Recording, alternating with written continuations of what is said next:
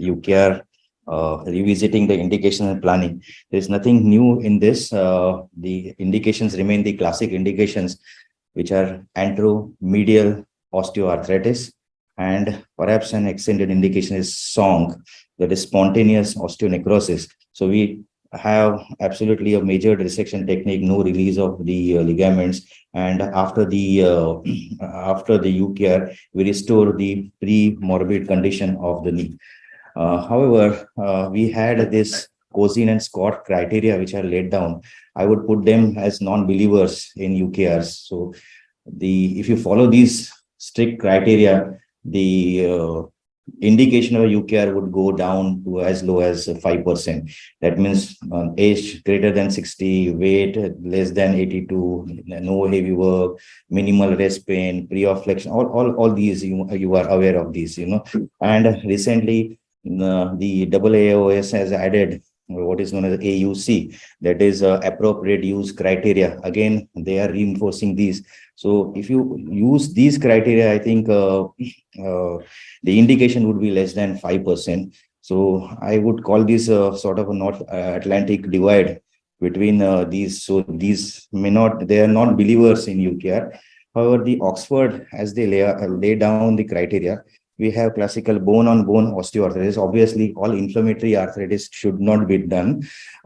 You should have retained full cartilage in the lateral compartment, but osteophyte here and there on the lateral side does not matter. A small blister on the medial side of the lateral femoral condyle is not an contraindication. You should have functionally intact MCL and ACL. Patellofemoral arthritis on the medial side is not a contraindication. Lateral side, there should not be damage, grooving, subluxation, and you should be able to flex the knee to 110 degrees. That is to prepare the, prepare the femoral condyle. You have here classical indications, extended indications. You can do in patients more than 40 years. Body mass index classically should be less than 30 kg per meter square. The activity level is not an contraindication. There's a nice paper by my good friend, old colleague, Dr. Hemant Pandit, and the Oxford group on unnecessary contraindications to UKR.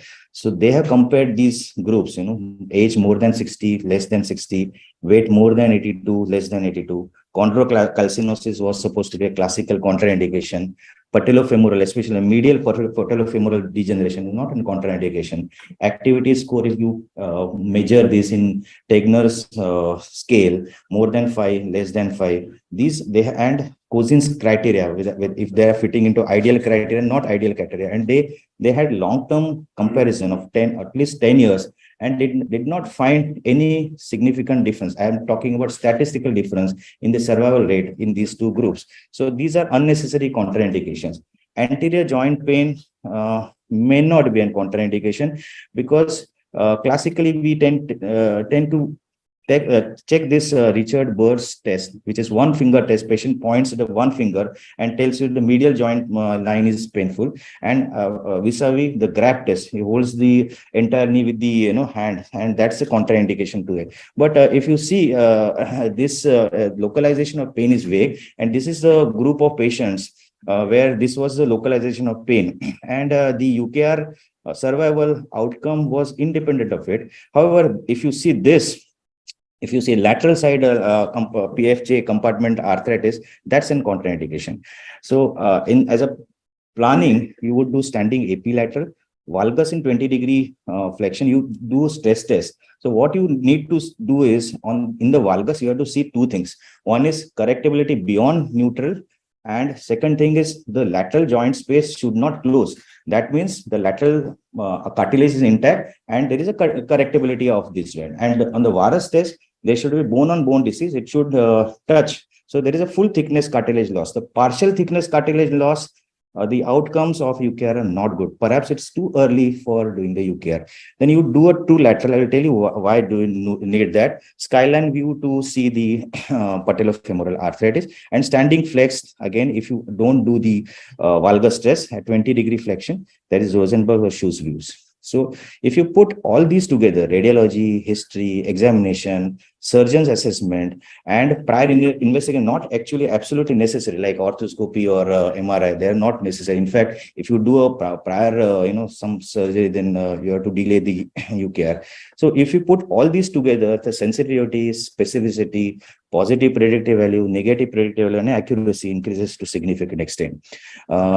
If you see classical indications on the left side, where you have to have only anteromedial, anterior mid-medial disease, posterior cartilage should be intact. This is an annual osteophyte, and that's what. And if you see, this is quite sensitive for.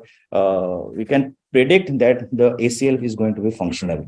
In the classical tests of Latchman and anterior or not cannot be performed in osteoarthritis. They are not at all sensitive. And another clinical test perhaps is varus is an extension, but when a patient flexes the knee, the varus would disappear in 90-degree flexion. In fact, if you brace the knee, the varus will disappear.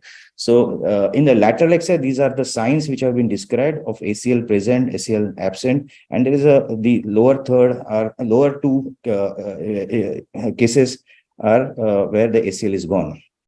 So in many times we feel that this UKR cannot be done, but it has been found, and this is by Stephen Hoyle, Mont, and others, that ACL is present. Many times you open the knee for the total knee replacement. It's present almost as in 78% of the cases. It may be in various stages. It may be intact, it may be frayed. If it's disrupted or absent, then you can't do the UKR. The MRI is not very helpful. Many times it's not very sensitive at all. You can classify these into intact, indeterminate, or absent. So classically, you should have this sort of a picture, your anterior or mid-medial disease. That's the indication. And we discuss these stress views. And can this be done in ACL deficient? That's perhaps an extended indication.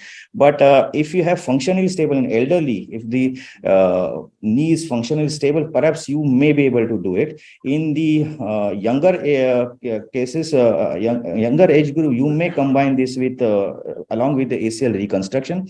And there's a problem of doing this UKR in ACL deficient. This is the extended sort of indication. If you do a fixed UKR, it's abnormal kinematics, there is going to be greater wear. Mobile UKR will have spin-off.